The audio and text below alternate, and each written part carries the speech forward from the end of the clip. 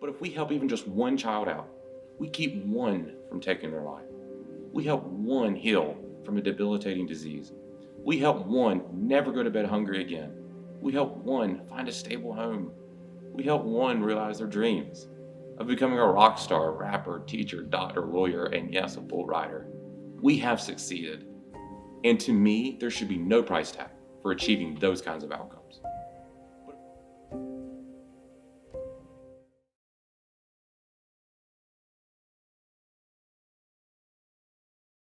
So Miles, how we doing this morning?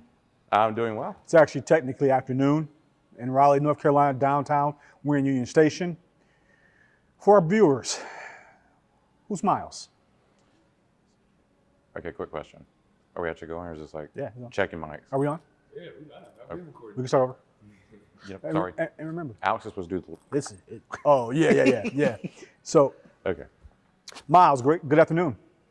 Good afternoon. We are in the middle of Union Station in Raleigh. Now, this is the first time I've ever filmed here, and this is the first time I ever had a conversation with you, so I'm really excited. For the people who are listening or watching, who is Miles Wobbleton?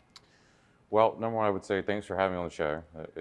It means a lot. And two, definitely my first time shooting here, especially.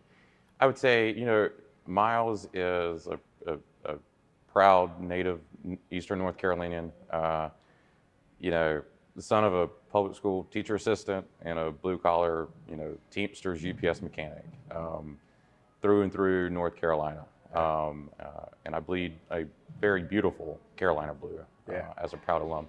But Miles is, me, and trying to do some good. Welcome to Community Spotlight, brought to you by Bro Code TV Productions and hosted by the Bros. Join us on this dynamic journey as we shine the spotlight on local agents who are making a profound difference in their communities. These remarkable individuals bring creativity, wellness, and purpose to the forefront as they tackle challenges, nurture their families, and celebrate successes. In each episode, we explore their unique stories and initiatives, offering an inspiring glimpse into the world of community transformation. Get ready to be inspired by those who are leaving an undeniable mark on their neighborhoods. Tonight, we will be highlighting Miles Wobbleton. Miles is a community service savant and founder of GenKind, a nonprofit organization promoting kindness as a healthy way to heal the earth. GenKind mobilizing generosity, one day at a time. Sit back, relax, and enjoy the show. Make sure to subscribe, like, comment, and share all of the Bro Code Show online platforms. We all we got. I'm me says a lot. That says a lot. We'll talk about that later. There is a lot. Take us back to a little bit of your upbringing. Greenville, North Carolina. 9-year-old Miles. What's going on? I don't math very well. I use that on purpose as a verb. So really, just somebody that was a bookworm, very nerdy. But just loved being around people, trying to do good. I mean, I was always drawn to that kind of era. In that era, to always want to just be myself, do good, and meet people. Yeah. I'm very sociable. I like being out there. I draw energy from it, and that was 9-year-old Miles doing the same thing. And it was a good. Green was a good place to grow up. G Vegas is this slang name, and ECU. Go Pirates. There's no better place to grow up than a college town. Absolutely. And I would say Greenville's a really fun college town. Yeah. There's always something to do. So tell me this, you're a senior in high school. A decision comes up where you got to make a decision of where you want to go to college. Yep. You pick Campbell. Campbell's a private school, beautiful campus. That area is growing right now. I've been on campus. I love that campus. Oh, yeah. I went there and just sat in the Starbucks. Yep. What went into the decision for you to go to Campbell University? Well, I would say it is a very beautiful campus, and it's growing exponentially, and it was a good place to go. But to the same point, I mean, honestly, for me, I had my AP English teacher. She grew up in Bowie's Creek, literally Bowie's Creek proper. her address actually said. And she, would say, my view of you is that you are the type of person you want to know your professors on a first name basis. You want to walk across campus and see faces that you know. And that was true. It's my personality. I was like, I like a close-knit community. I like to know people. And that was just kind of how I was raised. And it worked out beautifully. I learned so much when I was at Campbell. I helped found Greek Life when I was there. I was proudly the first ever sworn in, installed fraternity brother in Campbell's history. But all that went into my decision as a senior at D.H. Conley High School in Greenville. It was just saying, what fits your personality? And we'll probably get into this a lot more, but I tend to eschew convention. So if you tell me this is the way it's always been done, or this is what you need to do, I'm like, nope, I don't want to do that. I'm gonna do what I want to do, because I get one life, and I'm gonna, when my time's up, I want to be able to look back and say, I did what I wanted to do, not what someone told me to do. And so I went to Campbell and never looked back. Yeah, that's awesome. I love hearing that people make that intention and understand what's best for them versus maybe what's best or what other people do. Yeah. Let's talk to the next decision, which would be to go to law school, correct? Yeah. And you chose University of North Carolina, Tar Heels. Yep. All right. Was that a good decision for you in law school? So kind of growing up, I was the first one, pull up Ancestry.com, or now I guess ChatGPT can figure it out too. Of both sides of the family, only one that went to law school, only a couple of us went to grad school, and in my most immediate nuclear family, the only one to go to a 4-year university. And so for me, growing up, I did well in school, and so my parents, again, from our humble upbringing, very rural North Carolina, they were like doctor or lawyer. I was presented with 2 options. And again, I don't math very well. So I was like, well, by default, we're going with lawyer. But it was also kind of the way my brain's wired. I love analyzing things, and people don't understand that, being a lawyer actually really teaches you creative thinking and analytical thinking. And it's also like one of the very few professions that is literally predicated on justice and doing what's right. And so for me, going to law school was like what I always wanted to do. And I mean, again, with that North Carolina thread throughout my entire life, you go to Campbell, you got to go to UNC. Most people doing the opposite, but orange and Carolina blue are my favorite colors. And I still remember when I graduated law school, my mom got a sheet cake, and half of it was Carolina blue and half of it was Campbell's orange, and I loved it. And so I love law school. I'd never do anything different. So I hear from a lot of people that the bar is very hard to pass. Is this true? Give us a little feeling of how hard is this test? So everything in my life, I'm always the last administration of what the worst thing. So right after the year after I left Campbell, then they're like, oh, we're going to actually redo all of campus and make it really nice. I'm like, okay. And then when I took the bar exam, they've now gone to a uniform bar exam in North Carolina, which is great because if you take it, you can pretty much waive into a bunch of other states as long as you hit a certain number. But I was the last of the old administration. So actually now I've been here 5 years, I can actually waive in other places. But the folks taking the bar today have it a lot easier because it's like 7 subjects. I had to know 29. Wow. So, I mean, if you need to know second-degree arson versus first-degree arson, let me know. Yeah. So I got that down pat. That's crazy. Yep. But it was hard. I mean, when they say sit for the bar, you sit for 2 days at the fairgrounds. Okay, where the same place where you have the really big pumpkins and cows walking around. You sit there and take the bar wearing sweatpants and trying not to mess up too badly. Yeah, I wouldn't have pictured it that way, but thanks for the detail on that. It's bad. Yeah. No offense to the bar examiners. Yeah, for the people getting ready to take it, they're we like, can make it better. We can make it better. Yeah. I'll just say that. So timeline, from that point, what becomes next? Where are we living next? Oh, so first year right out of law school, I spent in Charlotte. Yeah. Again, so I had, during law school, I spent a summer in Atlanta at a firm called Troutman Sanders, now Troutman Pepper. How was that experience? It was good. I mean, they call it Hot Atlanta. It's hot, but it was a good place to just, I was actually staying in the dorms they built for the Olympics. on Georgia Tech's campus with 3 other guys from same law school. We were all at different firms. So it was kind of cool. It was kind of like going back to college, but you're in law school, law school, and you're working at law firms, and commiserating over all of that. So I loved Atlanta, but I wanted to stay in North Carolina so badly, and so I did the most treacherous thing in law school, which is I entered the 3rd year job market. But luckily, I found a position. It's very rare to find one, but I did find one at a firm called Mayer Brown in Charlotte, in nothing other than debt finance. So the debt finance bar, and there's a lot of us out there, believe it or not, kind of joke who the hell goes to law school and says, I want to be a debt finance lawyer, when I grow up. 9-year-old Miles did not say that. Right. But it turned out to be really cool and fun. And honestly, it allowed me to basically learn how the economy works.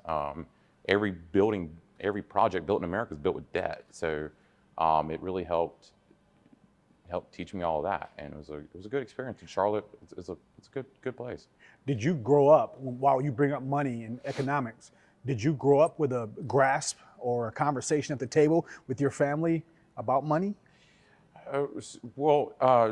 So going back to my lack of math abilities, my kind of rule in life is the little alligator mouth thing. Is as long as the money I have is bigger than the money I need, we're good. Yeah. That's beyond that, investing in 401k and all this stuff. I'm whoa, stocks, crypto. Yes, but again, I come from a background in a family where that was not raised to financial wellness or health and nutrition, those types of things I did not grow up doing. Yeah. And so now I've slowly learned a little bit, but one thing I've learned in life is to defer to experts. So when you need something creative done, I know who to turn to, and I love that.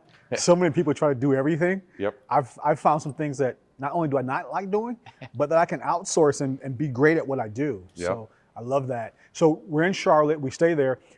One takeaway you're saying is that I learned the way economics work in the world. Yep. From there, where do we go to? Are we back to Raleigh? Yeah. So for some, basically the month that I left for Charlotte, we found out my mom was diagnosed with breast cancer. And again, coming where I come from, family's God's number one, but family's 1B.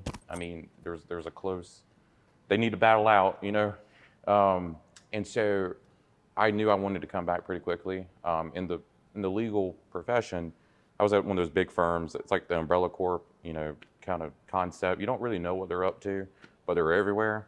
And firms like that, after law school, when you kind of go into that, you immediately say, okay, 3 years is sort of the market trend to stay or get the hell out, is sort of the saying. But I was once I get that 1 year mark, I want to get back closer to home. And so, I immediately entered the job market, landed a job here at a firm called Smith Anderson. So the largest firm here, headquartered in the Triangle, and was glad to do it. Because Charlotte's still North Carolina, but come on, barely. And it would still be an 8-hour drive. And so even that year, I saw my parents meet 3 or 4 times, and we're still in the same state. Yeah. And I was I can't do this.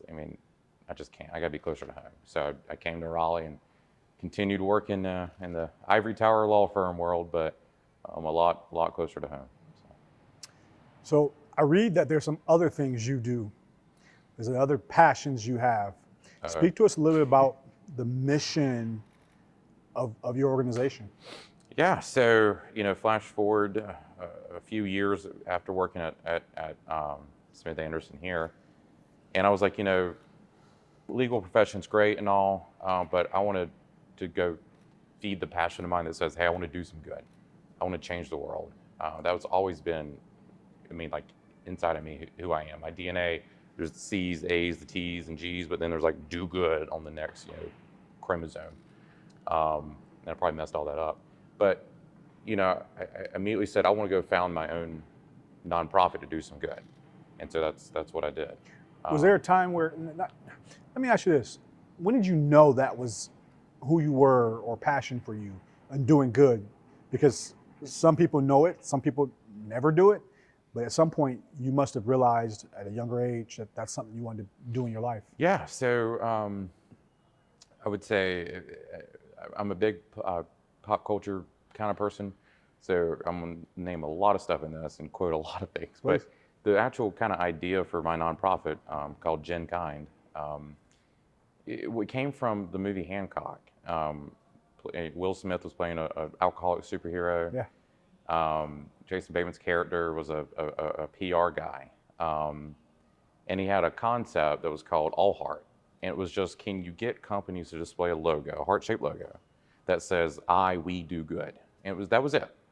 And that kind of, like summer of '08, that movie came out. So whatever age I would have been, it was like middle school, high school. And that hit me. It was like, what if you really could get somebody to just do good for the sake of doing good? I mean, it sounds like rocket science, but in this day and age, it's not.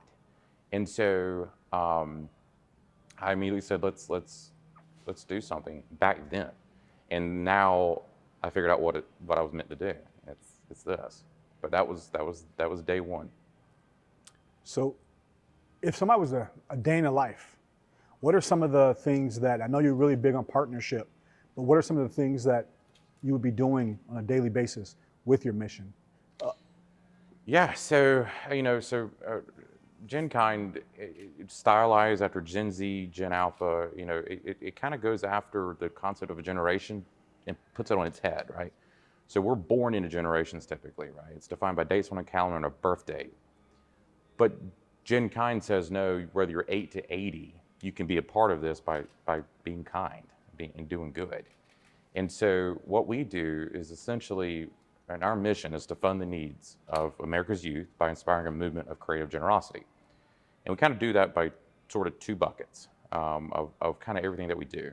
And it's charity and change. I had a friend in the nonprofit world very early kind of teach me the difference, right? Someone's hungry, you can give them a fish for the day. That's charity. But if you get them a job or you teach them how to fish, that's change. That's lasting. And you got to do both. And that's kind of how we approach things. So we do our own charitable initiatives to help youth causes, but then we're humble and we defer to frontline youth-based nonprofits and say, we're going to go out there just like the United Way model, and we're going to raise money for youth causes and let you do it. So when you're walking through the shelters and counting beds, we don't know how to do that stuff. You do. So let us fund you doing that. And it's about mobilizing youth. That's why we're going after youth, Gen Z, millennials, Gen Alpha, and whatever's going to come after that. It's about getting them in the game. It's like, put me in, coach, and like, let's go out there and do some good. And mobilizing youth to address youth causes. That's all about what we're doing. I love that. And to actually answer your question, partnership. So that's what we do. I mean, it's part of our 5-part model. It's partner, create, unite, act, give. So I just stress on the act and give parts. But we partner with influencers and celebrities, those with a platform. We create unique ways of giving and then unite them to then act and give. So you have a systematic way about everything you do. Yes. You keep using this word kind. Some people think that word is kind of fluffy. Can you really make a difference in humanity by just being kind? I'm just going to be kind out here. Is that really a thing? So that's one of my critiques of modern society, I guess, around the world. But the words change the world, make a difference, bequeath a meaningful legacy. They've become cliche, and that's a problem. That's a problem. Why do or what are we trying to tell kids? Like, oh, don't dream too much. Just fit in the mold, right? Do what society wants you to do. No. And so kind to me is we spent months coming up with our name, our branding, our logos, and it just kind of spoke to me when I saw kind. I was like, that's everything. Because, if someone's kind to another person, and that could be holding a door, writing a shut-in neighbor a letter, just saying, hey, how you doing? Or, lending some help to somebody that, struggling in school, when you walk by and say, hey, alligator mouth is this way, kind of thing. And tutoring something, all those kinds of things that you can just do to be kind, it can change somebody's day. And I think we need more of that, just true random acts of kindness to kind of quote, Evan Almighty, the movie. I mean, it was an act of random kindness is a miracle every day if someone does it. And that's my view. So I do think it sounds fluffy, but that's a problem. Yeah. We got to change that. But I think you can change the world just one act of kindness at a time. So, And I'm going to try to show everybody that's the case. yeah, my question was kind of jokey because I do agree with you. Just wanted to hear your way of Yes. saying it. I play these games. I won you over. No, you did. Like, yeah, I'm in, man. But like, I really feel like I play these games with myself. Yep. Because I was raised with my grandmother, Yep. and that's how she operates. I watched it Yep. my whole life, and I was just like, I don't know, Grandma. But then when I got older, I was like, no, this stuff really, there's something about it. Yep. I play these games with myself that it's my responsibility, my calling. If Miles needs something and I'm able to do it, I'm going to do it. Just do it. But what I love about that is that I believe that Troy is going to show up for what I need, and then you're going to give Troy, and then we're just going to, this ripple effect. So I really believe kindness is contagious. Yes. And so I love seeing that there's organizations like yours that not only understand that, but are willing to do the work, but allow the people who really do that in their sector to do it. Yep.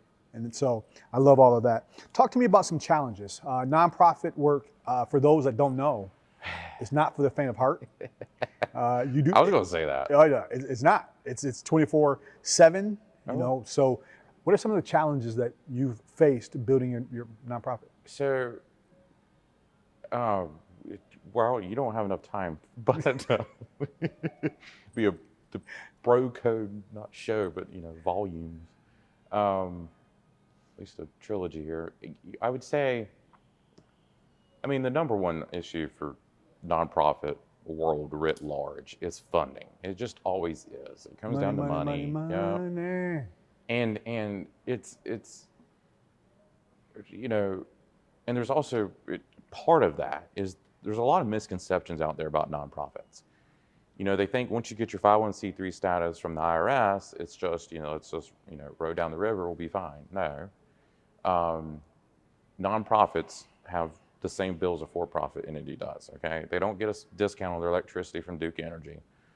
Skyscrapers aren't giving them a discount for their office. No, they're not. And so, there's a nonprofit, I mean, I've even heard some people say, oh, nonprofits pay their employees. I'm like, so the programs you're funding is not, who runs them? Like, do you think do they get to eat too? And the answer is yes. And so funding writ large is the issue. But that's what GenKind is directly trying to target, is to challenge that notion. And what we're trying to do is say, hey, instead of, going after the older, more traditional sources of funding where, 95% of nonprofits target their aims, foundations and the donor advice funds and all of that, we're saying, what if we just got millennials and Gen Z at $5, $10, $15 a pop and get them in the giving game on a mass scale? That could change philanthropy and charity in America forever. You could fund so much from that, and you just got to build the right cause and the right brand to get them there, and then let them see they're scrutinizing. Young people are very scrutinizing these days, and very smart. But you show them your heart and say, I want to do some good, they'll show up every time. I know that. But it is funding, and weirdly enough, sort of a nuanced issue to that from our perspective is, some older, more traditional donor sources are like, you really think you can get young people to do good and show up? And I'm like, are you kidding me? Go back to, any historical movement and tell me there wasn't a young person at the front of it. And then in today's world, you piss off a young person, and the next day there's 100,000 high schoolers walking out in third period from like one tweet or X or whatever that is now. So it's like, yeah, young people, you give them the right thing, they'll show up and they're passionate, they're smart as hell. Yeah. And that's our view. Yeah. Wow. I love that. Thank you for sharing that. So let's talk to the heart of people in 2023. Because when you talk about kindness, it's so important, but sometimes it's difficult to sit and have the conversations. There's nothing that me and you, in my mind, we can't talk about, right, no matter what it is. Yep.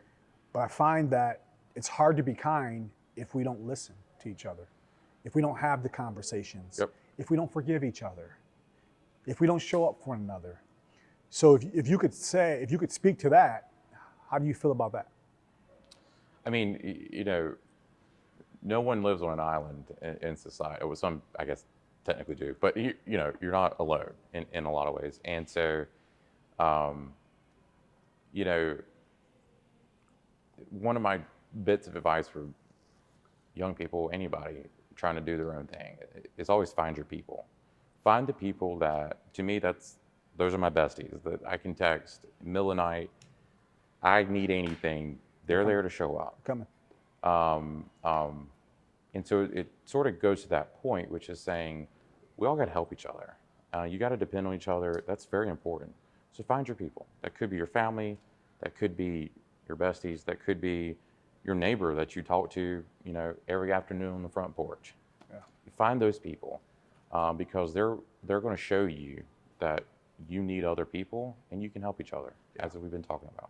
One thing that I noticed that I love is that you're not doing this work alone. As I looked at the team of people that you've kind of put together, number one, it's diverse. Yes. It's diverse in gender, Yep. it's diverse in race, it's diverse in intelligence, it's diverse in what they do for a living. Oh, yeah. Was that intentional or was that just luck? No, there's so much I want to say to that.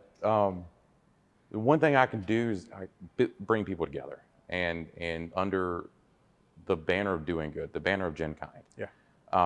That's kind of what we are. We're a movement that says, hey, come together and do some good. And what I'm actually most proud about in recruiting the board, we have a couple sets of advisors, consultants, partners, you name it. People I've known for years, people I've met a month.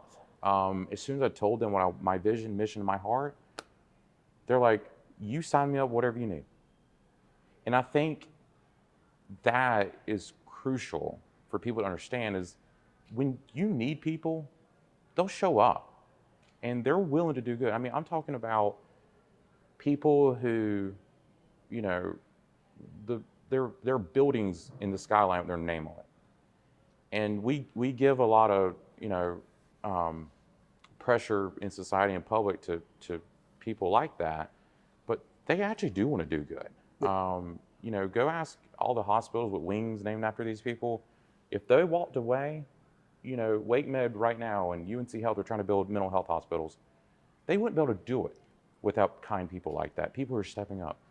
But my favorite thing, and no offense to Stan Lee, but like, you know, Avengers are great and all, but I think I built the better team here.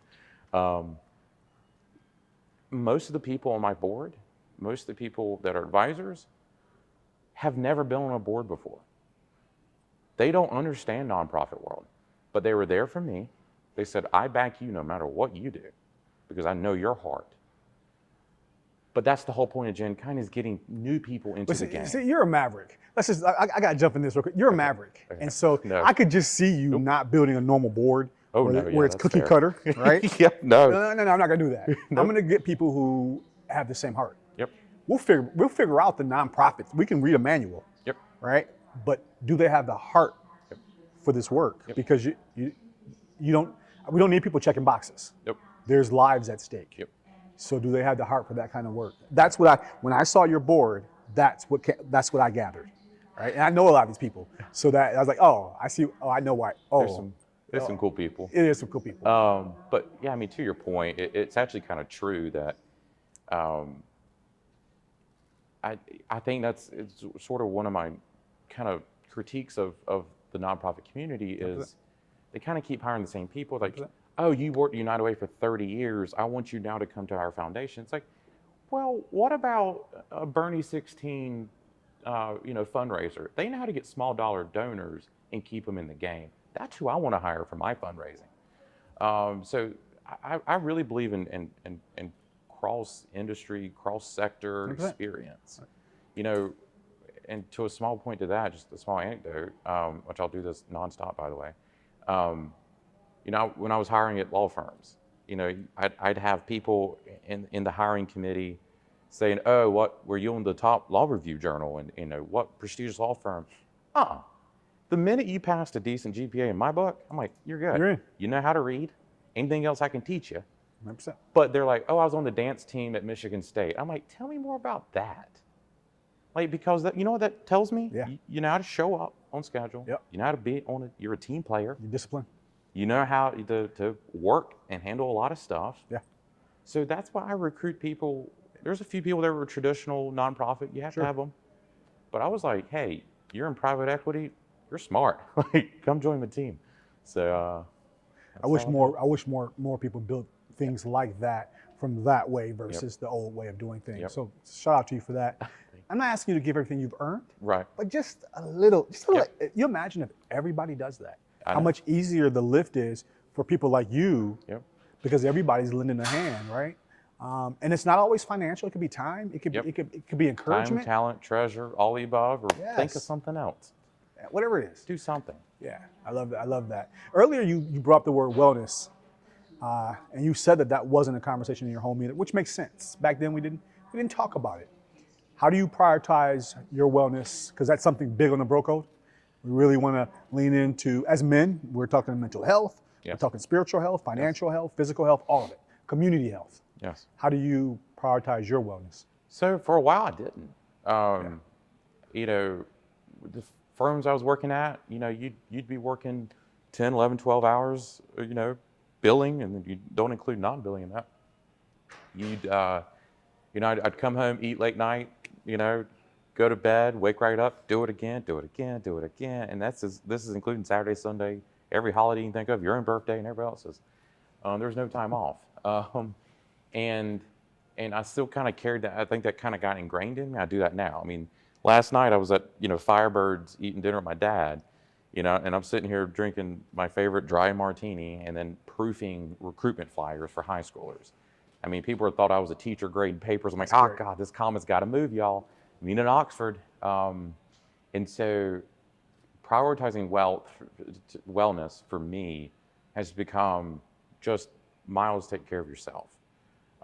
Remember that, I would say one thing, Rome wasn't built in a day, but I like to add on to that, nor was it built for $1. And so it takes people, and it takes people come together to do good. Yeah. So lean on other people. Yeah. And like I was saying earlier, you know, like, and some days you're just going to have a bad day.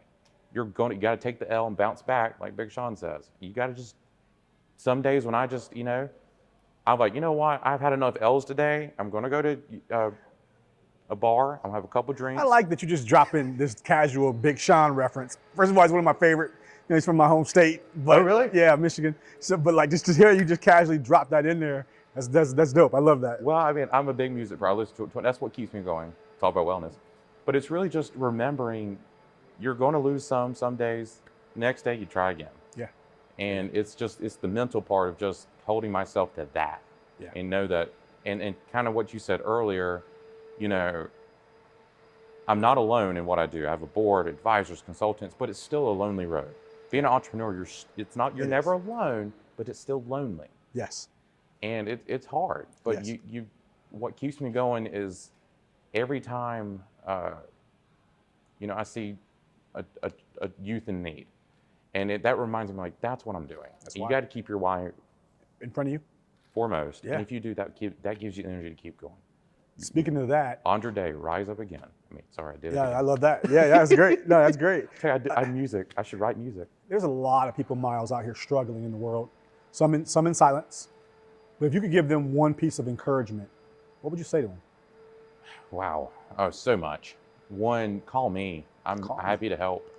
Call somebody. If you want to, if you want to get off the sidelines and help, I mean, that's one thing. Selfish plug here. You know, right now this month, we're launching our marquee programs: high school ambassadors, college ambassadors, community ambassadors, which is you know, adults not in school.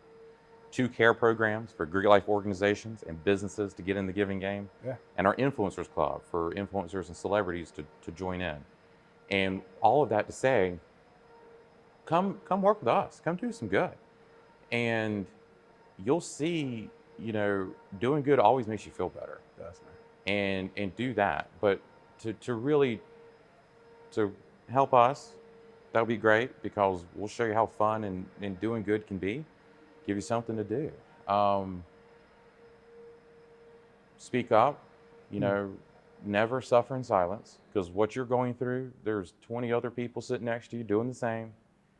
But my last real piece of advice for people, especially young people today, I recently met someone that brought up to me, you know, you're surrounded by angels.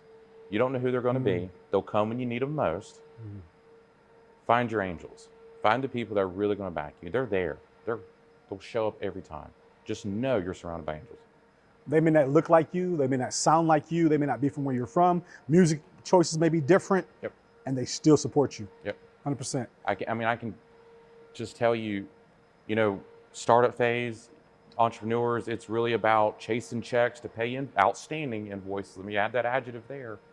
And we had a lot of outstanding invoices and trying to fundraise, raise programs, do all this other stuff, handle my own health, parents' health and all that stuff a lot at the same time. And just one day I was in the UPS store and checking my mailbox, or our mailbox, and I opened it. It was a check of $10,000 from someone who was a partner at one of my board members' firms. I've emailed the guy for years, never met him. And that day, and the company matched another $2,000. In one day, I got $12,000. And it wiped away our debts like that. It was a debt jubilee I had never seen, and I never suspected it. So literally, an angel just rode right in. And see, I believe that's possible more than we ever talk about. Yes. If we're being kind, if we're doing the work, if we're consistent, if it's loving first, if it's all those things that in a way the world's telling us to be the opposite of, I think all of those are possible. Yep. Miles, thank you. Great conversation. Thank you for the work that you're putting out there, the energy and all of it. If the Bro Code Show can support you in any way, we're a phone call away. We just are. So be careful. Yeah. I'll call and text in the middle of the night. Hey. We'll answer. Thanks for having me on. You. And one, just ending plug that I always have to do, like every politician, if you want to get involved, please join us. Go to begenkind.org. You can find all our information, donate, crowdfund for us, follow our socials, and then be an ambassador. We're tackling heavy issues. We're trying to show people you can do good and have fun and get everybody together to do some good. That's what we're trying to do. So we welcome everybody in that game. Thank you for that. Thank you. So Miles, in this little segment, we always want to give people their flowers. So we have a $2 bill for you. And on that $2 bill, we write "You Matter." We write your name, Miles, we write your company, and we've all signed it. Now, the word you selected was empathetic or empathy. Why did you select that word to describe yourself? Well, number one, thank you for the gift. I cry a lot, so I'll be crying at some point today about it. I would say that's actually it, empathy. I mean, when someone else is hurting near me, they're happy, I feel it. I mean, it's just, I pull off everyone's emotions around me. And I think a nonprofit leader, first and foremost, empathy's got to be your watchword. It's who you are. The only reason you're doing something is because you give a shit and you're trying to change the world. And that's just me. It's just who I am. It's my superpower is what I tell people is my empathy. Yeah. So. Well described. Yeah. We'll make sure you get this. Frame that. Thank you. I will certainly do that. Hold it up, Miles. Hold it up. $2 richer, Miles. Yep. It might buy half a Pepsi now.